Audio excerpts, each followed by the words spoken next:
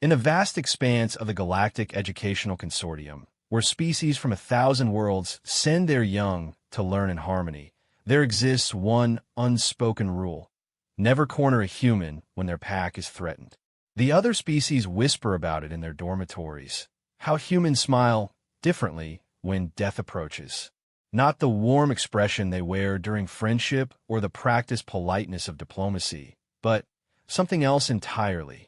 Something that makes even the apex predators of distant worlds take a step back and remember why humans are classified as Class 7 Deathworlders.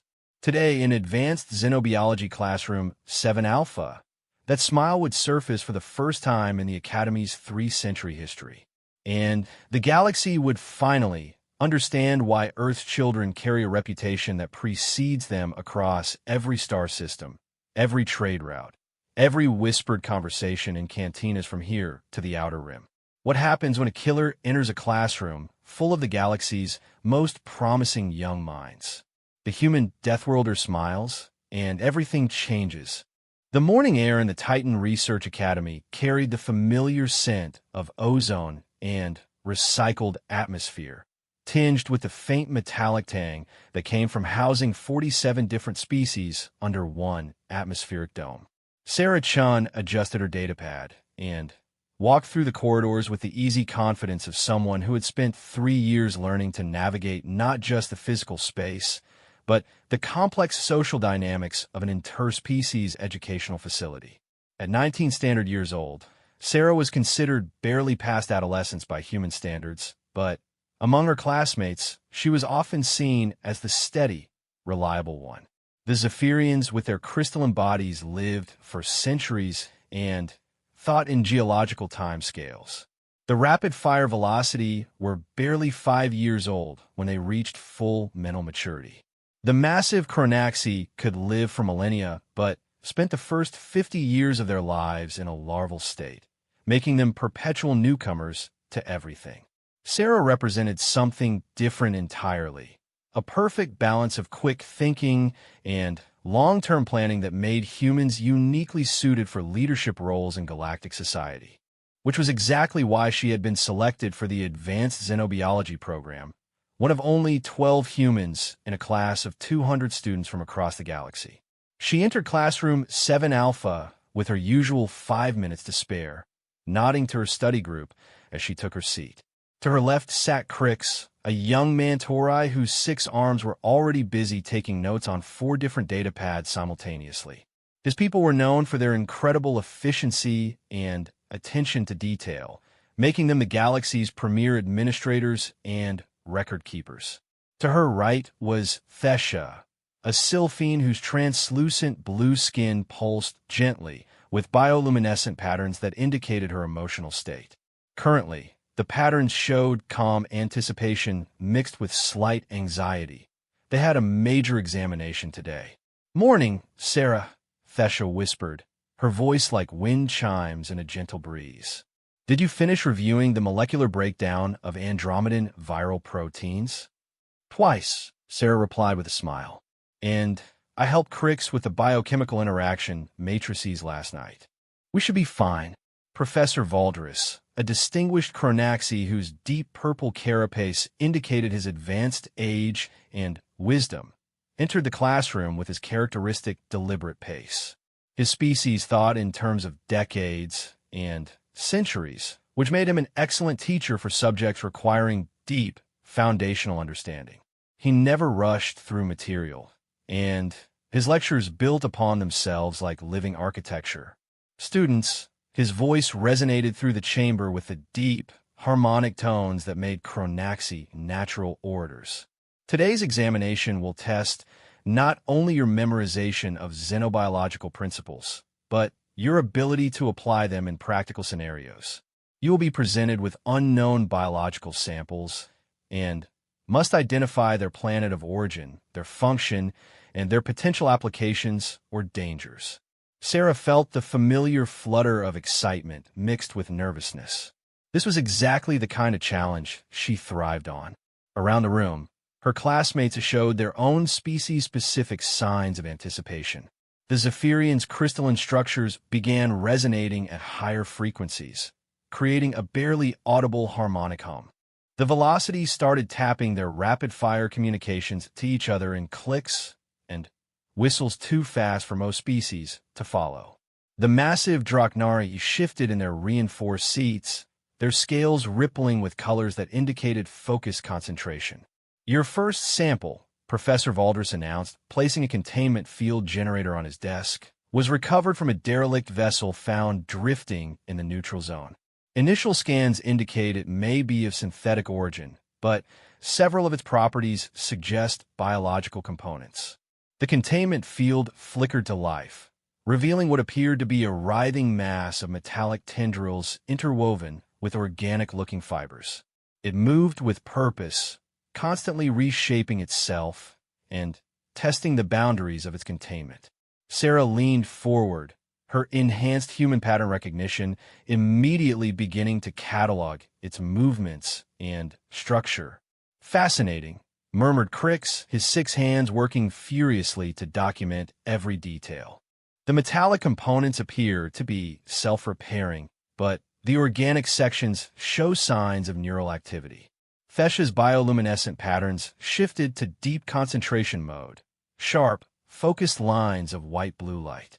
The movement patterns suggest a hive mind structure, but the individual components maintain autonomous decision-making capabilities. Sarah nodded, but something about the sample troubled her. The way it moved wasn't quite right. There was something predatory about its behavior, something that triggered instincts she didn't even know she possessed. It reminded her of documentary footage she had seen of Earth's more dangerous predators. The way they seemed to be constantly evaluating their environment for weaknesses, opportunities, threats. "Professor," she raised her hand, "has this sample been tested for aggressive tendencies?" Its behavior patterns suggest. The lights went out. Emergency lighting bathed the classroom in an eerie red glow as the Academy's security protocols automatically engaged. Professor Valdris immediately moved toward his emergency communication panel, his heavy footsteps echoing in the sudden silence. Most of the students began looking around nervously, their various species-specific stress responses beginning to manifest. That was when they heard it, a sound that none of them had ever heard before, but which every sentient being seemed to understand on an instinctual level. It was the sound of metal being torn apart by something incredibly strong and incredibly angry. It came from the corridor outside their classroom, followed by what could only be described as a roar of triumph. "Security lockdown initiated," Professor Valdris announced, his usually calm demeanor showing the first cracks of concern.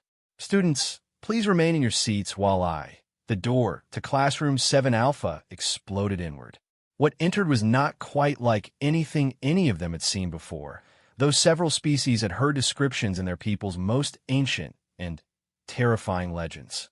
It stood roughly humanoid, but wrong in every conceivable way. Its limbs were too long, its joints bent at impossible angles, and its skin appeared to be a mixture of organic tissue and metallic plating that writhed and shifted as it moved.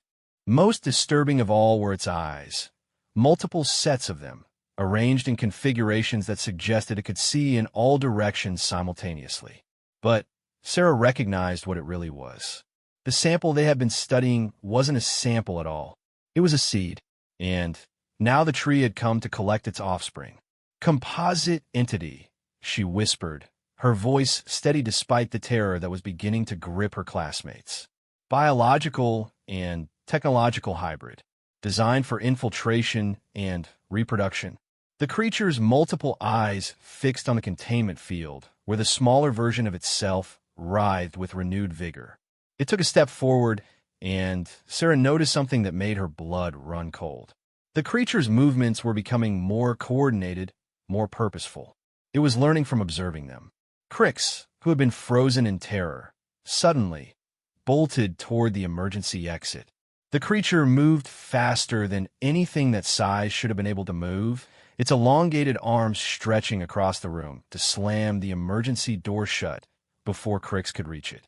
The young Mantori crashed into the sealed door and fell to the floor, his 6 arms scrambling to find purchase. That was when Professor Valdris did something that surprised everyone. The normally peaceful, scholarly Kronaxi let out a roar that shook the room and charged directly at the creature. His massive form, usually so deliberate and gentle, moved with surprising speed and power. For a moment, it seemed like he might actually be able to hold the thing back. The creature caught him mid-charge with one elongated arm and lifted him off the ground as if he weighed nothing. Professor Valdris struggled, his powerful limbs flailing, but the creature's grip was unyielding. Sarah watched in horror as the thing examined the professor like a specimen, its multiple eyes studying him from every angle. Around the classroom, panic began to set in. Fesha's bioluminescent patterns went chaotic, flashing in rapid, terrified bursts. The Zephyrian's harmonic resonance became a discordant shriek. The velocity were moving so fast they became blurs, but every exit was already sealed by the creature's impossible reach. Sarah stood up slowly, her hands visible and non-threatening, but her mind racing through possibilities. She had spent her entire life being told that humans were Deathworlders, survivors from a planet so hostile that it had bred a species capable of thriving in conditions that would kill most galactic citizens. But she had never really understood what that meant until this moment. Looking at her terrified classmates, at Professor Valdris struggling uselessly in the creature's grip, at the containment field where the smaller entity was now beginning to show signs of breaking free, Sarah felt something awaken in her mind. Not panic, not terror, but something colder and infinitely more dangerous. She smiled. It wasn't the warm smile her friends knew, or the polite expression she wore during diplomatic functions. This was something else entirely. Something that made the creature pause in its examination of Professor Valdris and turned several of its eyes toward her. "You know what the interesting thing about humans is?" she said conversationally, as if discussing the weather. "We're the only species in the galaxy that evolved alongside apex predators and not only survived, but won." The creature tilted its head, and Sarah could almost see it processing this information. It was intelligent, she realized. Not just predatory, but calculating, which meant it could be reasoned with, misdirected, confused. Every other species in this room evolved in relatively safe environments, she continued, taking a careful step to the side, drawing the creature's attention away from the emergency communication panel that Professor Valdris had been trying to reach. The Zephyrians crystallized in peaceful caverns. The Mantori developed in harmony with their environment. Even the Kronaxi, for all their size and strength, come from a world where the biggest threat was geological instability. She took another step, noting how the creature's eyes tracked her movement while still maintaining its grip on the professor. Good. She had its attention. But Earth, she continued, her voice steady and almost conversational. Earth was a nightmare. Predators on land, in the sea, in the air. Diseases that could wipe out entire populations. Natural disasters that could level entire continents. And in the middle of all that chaos, humans not only survived, but became the apex predator of their entire planet. The creature made a sound that might have been curiosity or amusement. It was definitely listening. "Do you know how we did it?" Sarah asked, taking another step toward the communication panel. "We learned to be more dangerous than anything that wanted to hunt us. We learned to think like predators, to plan like predators, to kill like predators. But, most importantly, we learned to work together." She glanced around the room, meeting the eyes of her classmates. They were terrified, but they were also listening. And in their terror, she could see something else beginning to form. Understanding. "The funny thing is," Sarah continued, her smile growing slightly wider, "most species in the galaxy think that makes us monsters. They think Deathworld survivors are barely controlled savages who might snap at any moment. They're not entirely wrong." The creature's grip on Professor Valdris tightened slightly, and Sarah could see it was beginning to grow impatient with her monologue. Time to change tactics. But Here's what they don't understand about humans, she said, her voice dropping to almost a whisper. We don't just survive. We adapt. We learn. We overcome. She lunged toward the emergency panel, not to reach it, but to force the creature to react. As expected, it moved to stop her, its attention focused entirely on preventing her from calling for help, which meant it didn't notice Crix using his 6 arms to quietly disable the containment field from his position near the wall. The smaller entity burst free just as Sarah had hoped it would. But instead of joining its larger counterpart, it went exactly where she had predicted it would go, toward the nearest source of bioelectric energy, which happened to be the cluster of Zephyrian students whose crystalline bodies naturally conducted and amplified electrical fields. The creature dropped Professor Valderis and spun toward this new threat to its offspring, exactly as Sarah had calculated it would. Protective instincts trumped predatory ones, at least for the moment. Now, Sarah shouted, and her classmates, who had been watching her performance with growing understanding, sprang into action. They didn't scatter in panic. They didn't freeze in terror. Instead, they did something that surprised even Sarah. They worked together like a pack. The Zephyrians used their natural electrical abilities to overload the smaller entity's systems, causing it to convulse and spark. The Mantori, with their incredible dexterity and organizational skills, began rapidly rearranging the classroom furniture to create barriers and choke points. The massive Draknari students, who had seemed slow and gentle before, revealed the predatory heritage that lurked beneath their civilized exterior and began advancing on the larger creature with coordinated precision.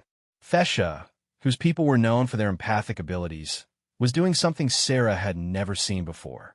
Her bioluminescent patterns were flashing in rapid, complex sequences that seemed to be coordinating the actions of every species in the room. She was literally thinking for all of them, creating a hive mind of cooperation that no single species could have achieved alone. And in the center of it all, Sarah stood watching the creature realize that it had made a fundamental miscalculation. It had entered what it thought was a room full of prey animals, soft academic types who would scatter in panic and provide easy hunting. Instead, it had cornered the future leaders of galactic civilization, students who had been selected not just for their intelligence, but for their potential to work together across species lines. Young beings who represented the best their people had to offer and who were now working together with the kind of coordination that would have made their ancestors proud. The creature roared in frustration and lashed out with its elongated limbs, but the students had learned its attack patterns during Sarah's distraction. They moved like water around its strikes, each species contributing their unique abilities to a collective defense that was more effective than the sum of its parts. Sarah reached the communication panel and activated the Academy's full emergency response protocol. Alarms began blaring throughout the facility, and she could hear the sound of security forces mobilizing. But she suspected they wouldn't be needed. Looking around the classroom, she watched her classmates, her pack, systematically dismantling a threat that any one of them alone would have been helpless against. This was what the galaxy's future looked like. Not human dominance, not any single species ruling over the others, but cooperation and mutual support that made everyone stronger. The creature seemed to reach the same conclusion. Its multiple eyes darted between the coordinated defense, the sparking remains of its offspring, and the sound of approaching reinforcements. It made a sound that might have been disappointment or respect, then moved toward the hole it had torn in the door. "Let it go," Sarah called out as several of her classmates moved to pursue. "We've proven our point." As the creature disappeared into the corridor, Sarah looked around at her classmates. They were battered, scared, and exhausted, but there were also something else. They were united in a way that transcended species boundaries. Professor Valderis, bruised but unbroken, pulled himself to his feet with the help of several Draknari students. He looked at Sarah with an expression she had never seen before, not just respect, but something that might have been pride. "Miss Chun," he said, his voice still shaky but filled with wonder, I believe today's examination is complete. Sarah's smile softened back into something her friends would recognize. I think we all passed.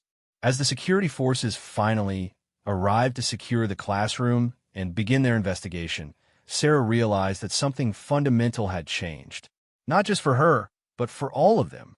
They had faced something terrible together and emerged stronger for it. The galaxy was about to discover that the next generation of its leaders had learned something new about cooperation, about survival, and about the unexpected strength that came from combining the best traits of dozens of different species. And at the center of it all, the human Deathworlder had done what humans did best. She had smiled in the face of danger, and she had turned a group of frightened individuals into something greater than themselves. The creature had entered their classroom looking for prey. Instead, it had found a future of galactic civilization, and that future was more dangerous and more hopeful than anyone had imagined. 3 days after what the Academy administration was calling the incident, Sarah found herself sitting in the office of Director Malthus, a being whose species she had never encountered before. The director appeared to be some kind of energy construct held together by a crystalline framework, with points of light that served as eyes constantly shifting and rearranging themselves as they spoke. Miss Chun, Director Malthus said, their voice like the sound of distant stars singing. What you and your classmates accomplished was remarkable, but it has raised certain concerns among the Galactic Educational Consortium's board of directors. Sarah sat perfectly still, her hands folded in her lap, but her mind was racing. She had expected this conversation, though she had hoped it might be delayed long enough for the initial shock to wear off. Apparently, that had been wishful thinking. What kind of concerns, Director? The points of light that served as the director's eyes shifted into a pattern that Sarah's cultural training told her indicated deep consideration mixed with caution. The entity that attacked your classroom was not a random event. Our investigation has revealed that it was specifically designed to target educational facilities. More specifically, it was designed to target the kinds of students we train here, future leaders, innovators, and diplomatic personnel. Sarah felt a chill run down her spine. You're saying someone sent it here deliberately. We are saying exactly that. The director's form shimmered slightly, a sign of agitation among their species. What troubles us is not just that such an attack was planned and executed, but that it failed. The entity's creators clearly did not anticipate the level of cooperation and tactical thinking your class would demonstrate under extreme stress. I see. Sarah paused, considering her words carefully. And the board is concerned because they think we might be too dangerous? Director Malthus made a sound like wind chimes being struck by lightning. Not too dangerous, Miss Chun. Too effective. The political implications of what occurred in that classroom are staggering. For the first time in recorded galactic history, a group of young beings from dozens of different species worked together as a single unit to defeat a threat that any one species would have been helpless against. Sarah waited for the director to continue, but she was beginning to understand where this conversation was heading. The Galactic Consortium has spent centuries carefully balancing the interests of different species and civilizations, Director Malthus explained. Our entire political structure is built on the premise that cooperation between species requires extensive negotiation, compromise, and careful diplomatic protocols. What you demonstrated suggests that such formal structures might not be necessary. You're afraid we've proven that the current system is obsolete. We're afraid you've proven that the current system is unnecessarily complicated. The director's form shifted to a configuration Sarah recognized as diplomatic honesty. They were about to tell her something important. There are factions within the consortium who have been arguing for decades that true interspecies cooperation is impossible without a dominant species to provide leadership and direction. They point to the success of human-led colonies and trade networks as evidence that some species are naturally suited to command roles. Sarah felt her stomach drop, and they think today prove that humans should be that dominant species. Worse, they think today prove that humans already are that dominant species, and that the rest of us have been pretending otherwise. Director Malthus paused, their light patterns shifting to something Sarah couldn't interpret. Miss Chun, in the space of 15 minutes, you convinced 24 young beings from species that have been rivals for millennia to work together with perfect coordination.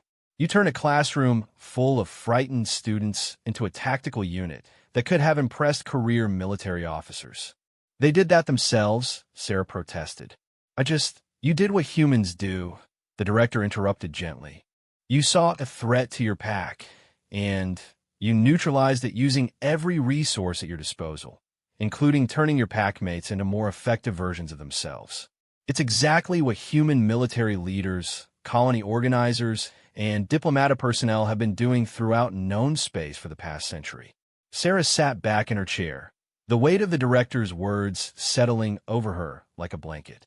She had known, intellectually, that humans had a reputation among the galactic community, but she had never really understood what that reputation meant or what it implied for the future of interspecies relations. What happens now, she asked. Director Malthus shifted into a configuration that Sarah hoped indicated optimism, but feared might be resignation. That depends on several factors, many of which are beyond our control. The board has called an emergency session to discuss whether the Academy's mission needs to be reconsidered. There are some who believe that training future leaders to work together might be creating exactly the kind of unified opposition that the consortium was designed to prevent. Opposition to what? To the established order. To the carefully maintained balance of power that keeps any one species or alliance from dominating galactic politics. The director paused. To the fear that someday someone might decide that the current system isn't working well enough and that something more efficient needs to take its place. Sarah stood up and walked to the window that looked out over the Academy's main campus. Below, she could see her classmates going about their daily routines. Crix was helping a group of younger students with their mathematics homework. Thesha was leading what appeared to be a meditation session for several species whose mental disciplines were compatible. The Draknari students were engaged in what looked like a friendly but competitive sporting event with some of the other larger species. They looked like students. They looked like young beings getting an education and forming friendships that would last for centuries. But Sarah could see what Director Malthus was talking about. There was something different about the way they interacted now. A level of understanding and cooperation that went beyond polite academic coexistence. Director, she said without turning around, what if I told you that the attack on our classroom wasn't the first time something like this has happened? The silence behind her was so complete that Sarah could hear the faint hum of the station's life support systems. What do you mean? Director Malthus asked finally. Sarah turned back to face the energy being. I've been thinking about the entity that attacked us. Its behavior patterns, its apparent intelligence, the way it seemed specifically designed to target our kind of facility. I keep coming back to the same question. Why now? Why this particular classroom, with this particular mix of students? Our security investigation is ongoing, but your security investigation is looking for external threats, Sarah interrupted. What if the threat isn't external? Director Malthus's form flickered rapidly, the equivalent of a double take. You're suggesting someone from within the consortium orchestrated the attack. I'm suggesting that someone wanted to see how a group of future galactic leaders would respond to a deadly threat. I'm suggesting that someone wanted to know whether all the rumors about human leadership capabilities were true. And I'm suggesting that someone got exactly the answer they were looking for. Sarah walked back to her chair, but didn't sit down. Instead, she leaned forward, placing her hands on the director's desk. Director, 3 days ago, my classmates, and I did something that shouldn't have been possible. We formed a combat-effective unit in under 20 minutes without any formal training, command structure, or even a common language for tactical communication. We did it instinctively, and we did it perfectly. Yes, and that's exactly what concerns the board. It should concern them, Sarah agreed, but not for the reasons they think. Director, have you reviewed the behavioral analysis of the entity that attacked us? Director Malthus shifted into what Sarah was learning to recognize as access mode. They were pulling up data files through their internal systems. Of course, standard protocol after any security incident. Then, you've seen that the entity's attack patterns were specifically designed to test group cohesion under stress. It didn't attack randomly or try to cause maximum casualties as quickly as possible.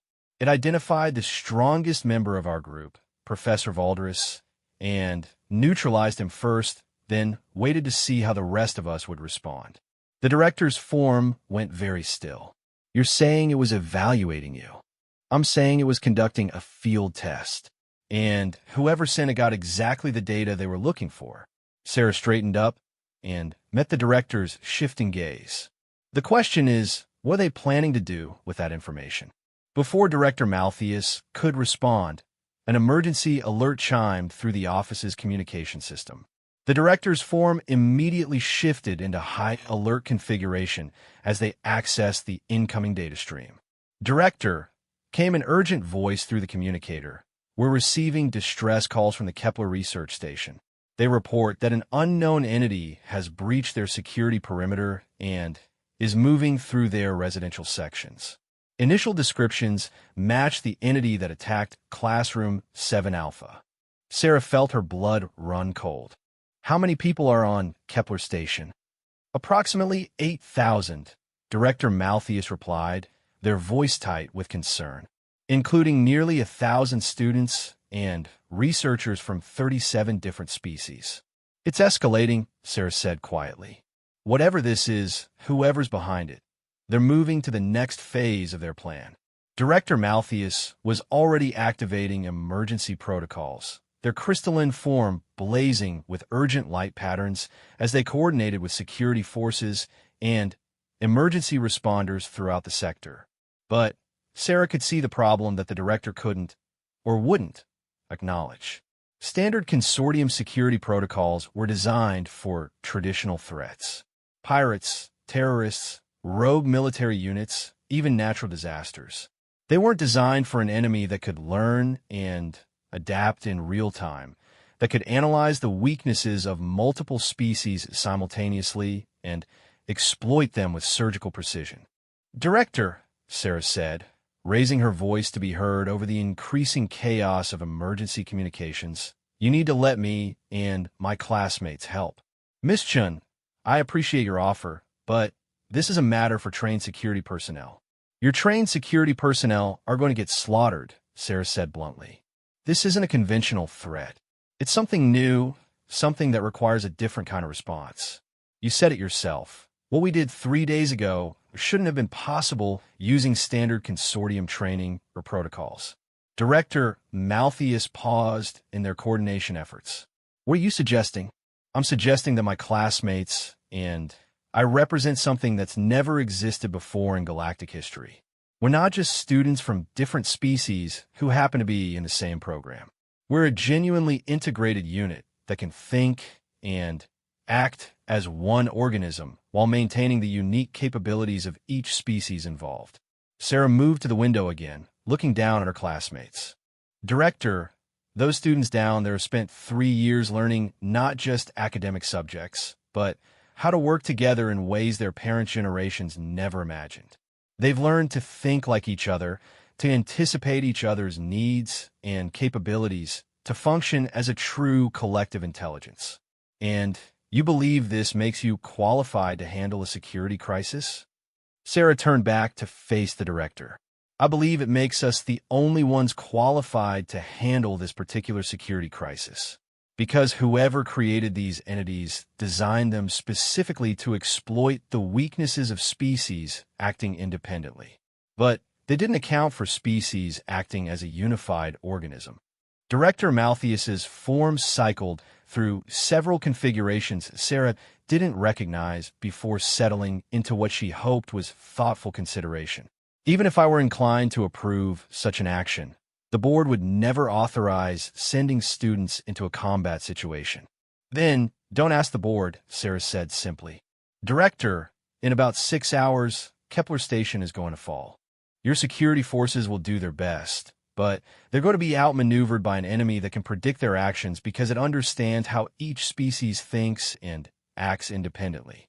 8,000 beings are going to die because the consortium is too bureaucratic to try something new.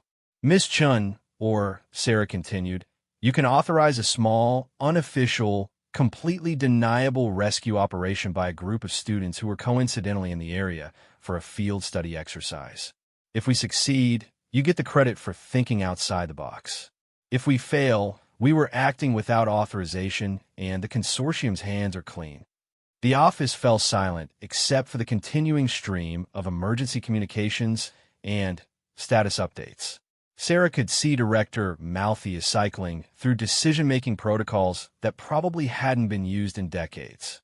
Finally, the director's form settled into a configuration that Sarah was fairly certain indicated resigned determination. Miss Chun, if I were to hypothetically authorize such an operation, what would you need? Sarah smiled, and for the first time since the conversation began, it was the warm, confident expression her friends would have recognized. Just transportation, Director. My classmates, and I will handle the rest. 2 hours later, Sarah stood in the cargo bay of a fast transport ship, looking at the 23 volunteers who had answered her call. They represented 15 different species, 3 different atmospheric requirements, and more combat-applicable skills than she had dared hope for. Crix had brought detailed schematics of Kepler Station's layout and security systems. Fesha had somehow acquired medical supplies suitable for treating injuries among a dozen different species. The Draknari students had contributed their natural tactical abilities and physical strength. Even the typically peaceful Zephyrian students had volunteered, bringing their unique electromagnetic abilities and crystalline durability. All right, Sarah said, addressing the group. Let's be clear about what we're walking into. This isn't a rescue mission. This isn't a security operation. This is a hunt. We're going after something that was specifically designed to kill beings like us, and it's had 3 days to study how we think and fight. She looked around the cargo bay, meeting the eyes or optical sensors or light patterns or whatever served as eyes of each volunteer. Anyone who wants to back out, now is the time. No argument, no scham. This is voluntary, and it's dangerous. No one moved. No one spoke. They just looked at her with the kind of trust and determination that made Sarah understand for the first time why other species found humans both inspiring and terrifying. All right then, she said, feeling that familiar cold smile begin to form. Let's go show this thing what happens when it threatens our pack. As their transport accelerated toward Kepler Station, and whatever was waiting for them there, Sarah realized that Director Malthius had been right about one thing. What they were about to do would have profound political implications for the entire galaxy. But that was a problem for tomorrow. Today, they had a monster to kill and people to save. And as she looked around at her packmates, because that's what they were now, regardless of species or origin, Sarah felt the kind of confidence that only came from knowing you were exactly where you belonged, doing exactly what you were born to do. The entity that had attacked their classroom had made one critical mistake.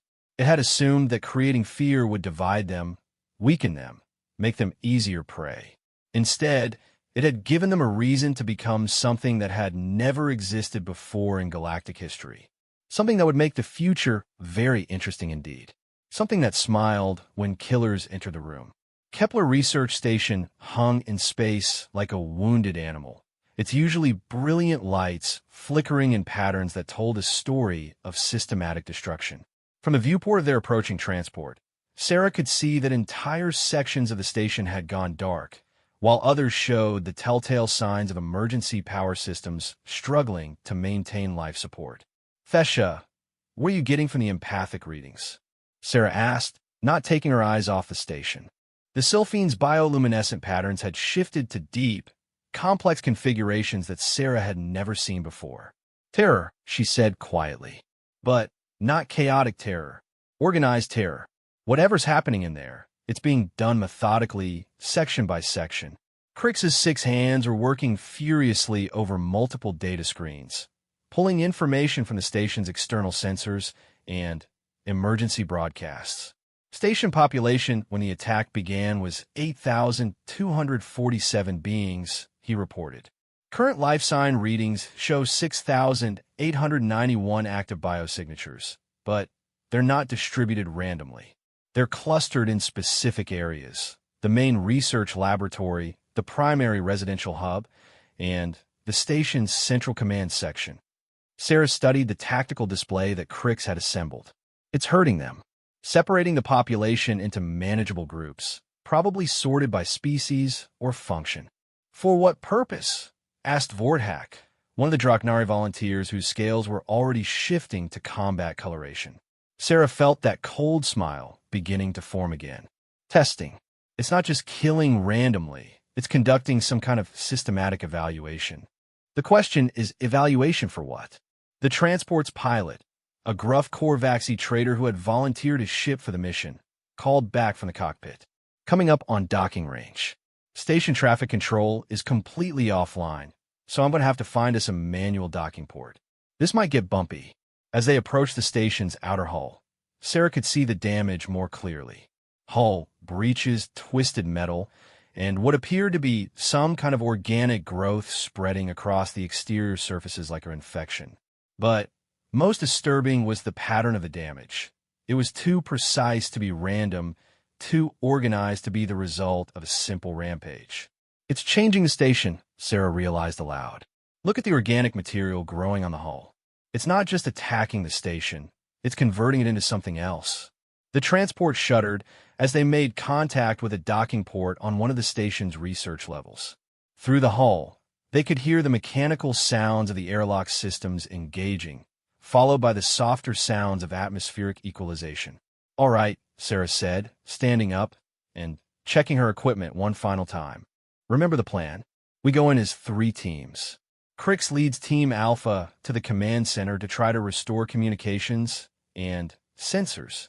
Vorthak leads Team Beta to the residential hub to organize evacuations.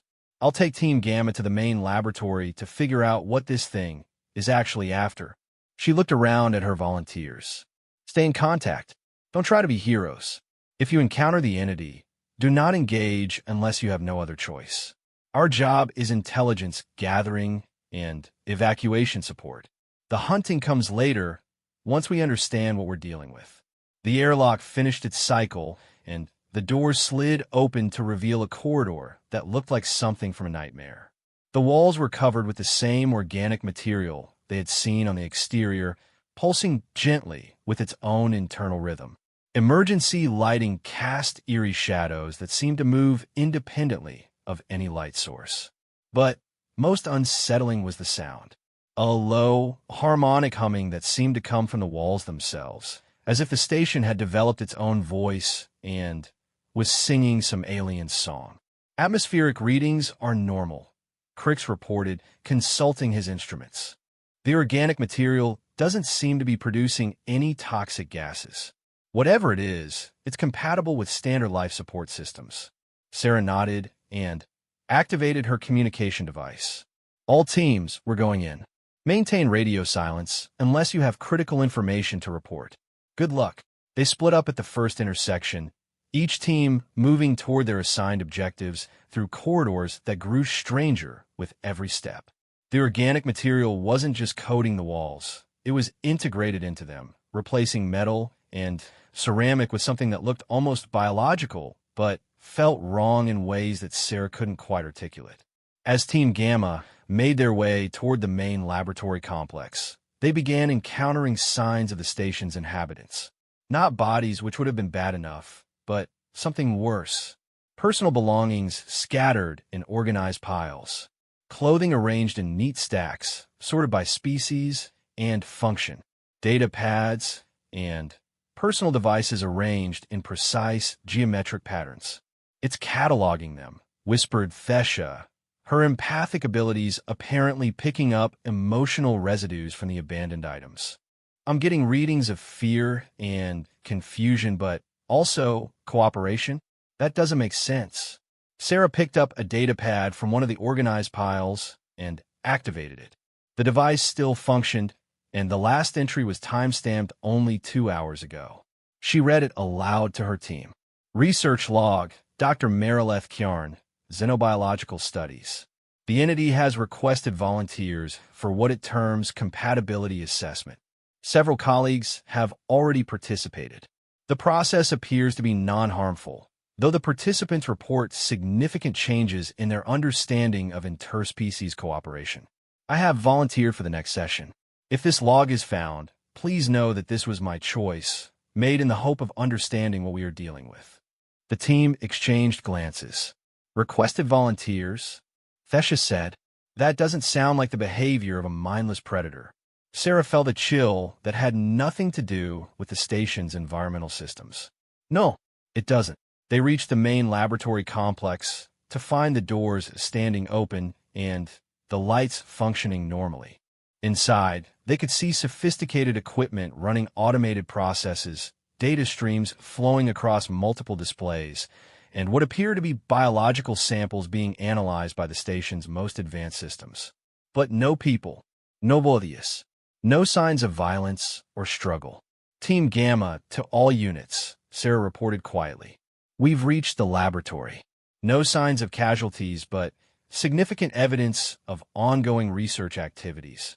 Someone or something is using the station's equipment to conduct analysis of biological samples.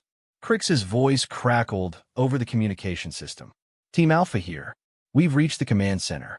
Similar situation, no casualties, but someone has been using the station's computer systems to access databases from across the galaxy, downloading information about virtually every known species, their biology, their social structures, their military capabilities.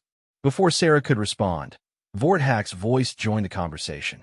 Team Beta, reporting from the residential hub. You're not going to believe this. I've found the missing population. Sarah felt her stomach drop. Casualties? Negative. They're alive. All of them. But they're... Vorthack paused, and Sarah could hear voices in the background. Sarah, they're working together. Different species, different cultures, different atmospheric requirements, all working together on some kind of construction project. And they seem happy about it. Sarah closed her eyes and tried to process what they were hearing. An entity that attacked schools and research stations but didn't kill the inhabitants. Instead, it converted them into willing participants in some kind of research project. It was learning about different species, their capabilities, their potential for cooperation. Oh no, she whispered, the pieces finally falling into place. Sarah, Thesha asked, what is it? Sarah opened her eyes and looked around the laboratory. Really looked this time, focusing not on what was missing, but on what was there. The equipment wasn't just analyzing biological samples. It was synthesizing them, creating new combinations, new possibilities. It's not trying to destroy us, she said quietly. It's trying to improve us. Before anyone could ask what she meant, the lights in the laboratory shifted to a warmer, more welcoming tone. A section of the wall that had been covered with organic materials suddenly became transparent, revealing a chamber beyond that Sarah hadn't noticed before. In the chamber stood the entity that had attacked their classroom 3 days ago. But it was different now. Larger, more sophisticated, its multiple eyes arranged in new patterns that suggested increased intelligence and awareness. And it wasn't alone. Surrounding it were people, dozens of them, representing multiple species, all working together with the kind of perfect coordination that Sarah had seen in her own classroom. But their coordination was deeper, more complete than anything she had witnessed before. They moved like a single organism, anticipating each other's needs and actions with supernatural precision. One of them stepped forward to the transparent barrier. Sarah recognized him as Dr. Kjarn, the researcher whose log they had found. But something about him was different. His eyes held a kind of understanding that seemed to go beyond normal sentient awareness. Sarah Chun, he said, his voice carrying clearly through the barrier. We've been waiting for you. Dr. Kjarn, are you all right? Are the others? We're better than all right, he replied with a smile that was both familiar and strange. We've been given a gift, the opportunity to become something more than we ever imagined possible. Sarah stepped closer to the barrier, her team flanking her with weapons ready, but not yet drawn. What kind of gift? True cooperation, Dr. Kjarn explained. The entity you see behind me isn't a predator or a destroyer. It's a catalyst. It was created by beings who achieved what we've all been striving for: perfect unity between different species, different ways of thinking, different approaches to existence. Created by whom? By us, Dr. Kjarn said simply. By humans and our allies several thousand years in the future. By beings who learned to work together so effectively that they were able to transcend the limitations of individual species consciousness. Sarah felt the ground shifting beneath her feet, not literally, but intellectually. That's impossible. Is it? Dr. Kjarn asked. 3 days ago, you and your classmates did something that current galactic political theory says should be impossible. You formed a true collective consciousness while maintaining individual identity. You became more than the sum of your parts. He gestured to the entity behind him. This being was sent back through time to find the moment when that transition began, to find the individuals who first demonstrated that true interspecies unity was possible, to help guide that development and ensure that it leads to the future it came from. Sarah looked at the entity with new understanding. Its multiple eyes, its ability to learn and adapt, its precise coordination of complex attacks. All of it made sense now. It wasn't designed to be a predator. It was designed to be a teacher. The attacks, she said. The threat assessments. You were testing us.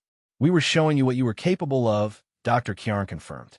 Forcing you to access abilities and instincts that you didn't even know you possessed. Teaching you to trust each other and work together in ways that transcend normal species limitations. Through her communication device, Sarah could hear similar conversations happening as her other team members encountered other groups of researchers and station inhabitants, all of them making the same choice, to participate in something larger than themselves. What happens now? Sarah asked. Now, you choose. The entity spoke for the first time, its voice a harmony of sounds that seemed to come from multiple sources simultaneously. You can return to your academy and report that you successfully evacuated the station.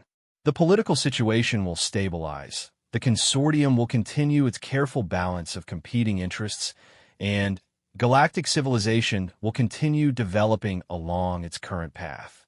Or, Sarah prompted, where you can step through this barrier and allow us to show you what you and your species are truly capable of becoming. Not just humans, but all the species you've learned to work with. All the beings who have the potential to transcend the limitations that have kept galactic civilization fragmented and competitive. Sarah looked back at her team. Thesha's bioluminescent patterns showed deep consideration mixed with excitement. The Dragnari students were alert, but not hostile, their combat readiness shifting to something more like anticipation. Even the typically cautious Zephyrians were resonating at frequencies that suggested interest rather than fear. If we do this, Sarah said, what happens to our friends back at the academy? What happens to the people who aren't ready for this kind of change? They continue their lives, Dr. Kjarn said, but they do so in a galaxy where true cooperation is no longer just a dream, but a demonstrated reality, where the future leaders of galactic civilization have proven that unity doesn't require uniformity, that working together doesn't mean losing individual identity. Sarah felt her communication device buzz with incoming messages from her team leaders. Crix reported that the command center staff had been offered the same choice and were requesting guidance. Vordhack reported that the residential hub inhabitants were already showing signs of enhanced cooperation and were asking if the entire station population could participate. She realized that the choice wasn't really hers alone to make. It belonged to all of them, the students who had volunteered for this mission, the people they had come to rescue, and ultimately the entire galactic community that would have to live with the consequences. There's something I need to understand first, Sarah said. If you're from our future, if this is the path we're destined to follow, then why give us a choice at all? Why not just let events unfold naturally? The entity's multiple eyes shifted to a new configuration, and Sarah got the impression it was pleased by her question. Because the future we come from is only one possible future. There are others where this transition never happens, where species remain isolated and competitive, where the galaxy tears itself apart through constant conflict. And there are futures, Dr. Kjarn added, where the transition happens too quickly, where unity is imposed rather than chosen, where individuality is lost in the pursuit of collective consciousness. Those futures are just as tragic as the ones where unity never occurs at all. Sarah understood now. This wasn't about destiny or predetermined outcomes. It was about making conscious choices about the kind of future they wanted to create. She activated her communication device. All teams, this is Sarah. I need you to listen carefully to what I'm about to tell you, and I need you to make your own choices based on what you hear. Over the next several minutes, Sarah explained everything they had learned, everything they had been offered, and everything it might mean for the future of galactic civilization. She told them about the choice they faced, about the potential consequences of either path, and about the responsibility they bore as the generation that would shape what came next. When she finished, the communication channel was silent for a long time. Finally, Crix's voice came through clearly. Sarah, I think I speak for everyone when I say that we didn't come here to maintain the status quo. We came here because we believed we can make a difference. If this is our chance to make the biggest difference possible, then I think we should take it. Similar responses came from the other teams, from the station inhabitants, and even from some voices Sarah didn't recognize. People throughout the station who had been listening to their communications and wanted to participate in whatever came next. Sarah looked at the transparent barrier, at the entity beyond it, at Dr. Kjarn and the other researchers who had already made their choice. She thought about Director Malthus and the political implications of what they were contemplating. She thought about her classmates back at the academy and about the kind of galaxy they would all inherit. Most of all, she thought about that moment 3 days ago when a killer had entered their classroom and they had responded not with fear or division, but with unity and strength. That smile began to form again, the one that made other species recognize humans as Deathworlders. But this time, it wasn't cold or predatory. This time, it was warm and full of hope. All right, she said, stepping toward the barrier. Let's see what we can become. The barrier dissolved at her approach, and Sarah walked into a future that no one could have imagined, but that everyone would help create. Behind her, her teammates followed without hesitation. Throughout the station, similar scenes were playing out as thousands of beings made the same choice: to trust each other, to work together, and to become something greater than they had ever dreamed possible. 6 months later, Sarah stood in a classroom very much like the one where this had all begun, but different in ways that would have seemed impossible before. Her students represented 43 different species from across the galaxy, but they worked together with the kind of seamless coordination that had once existed only in theoretical discussions. The Galactic Educational Consortium had not collapsed as some had feared. Instead, it had evolved into something new, an organization dedicated not just to education, but to the development of true interspecies consciousness. The political implications have been enormous, as Director Malthus had predicted, but the changes have been positive ones. Species that have been rivals for millennia were now collaborating on projects that would benefit everyone. Trade networks operated with unprecedented efficiency as different species contributed their unique capabilities to collective efforts. Even conflicts between civilizations were being resolved through forms of cooperation that political scientists were still struggling to understand. Sarah looked around at her students, young beings who were growing up in a galaxy where true unity was not just possible, but normal, and she felt that familiar warmth of belonging. Today, she told them, we're going to study the biology of hybrid consciousness, how different species can maintain their individual identity while participating in collective awareness. But first, I want to tell you a story about what happens when a killer enters a classroom and the students decide to smile back. As she began to speak, telling them about a day when everything changed because a group of young beings chose cooperation over fear. Sarah reflected on the strange path that had brought them all to this moment. They had started as students from different worlds, different species, different ways of thinking. Now there was something new, something that honored the past while building a future that would have seemed like fantasy just a few years before. And in that classroom, surrounded by beings who understood that strength came from unity and that unity didn't require uniformity, Sarah Chun, former human Deathworlder, current teacher of interspecies consciousness, and eternal optimist about the power of cooperation, smiled the kind of smile that made the future itself seem brighter. The killer that had entered their original classroom had been right about one thing. Humans did smile differently when they were threatened. But what it hadn't understood was that humans smiled differently when they were hopeful, too. And hope, it turned out, was the most dangerous and wonderful thing in the galaxy.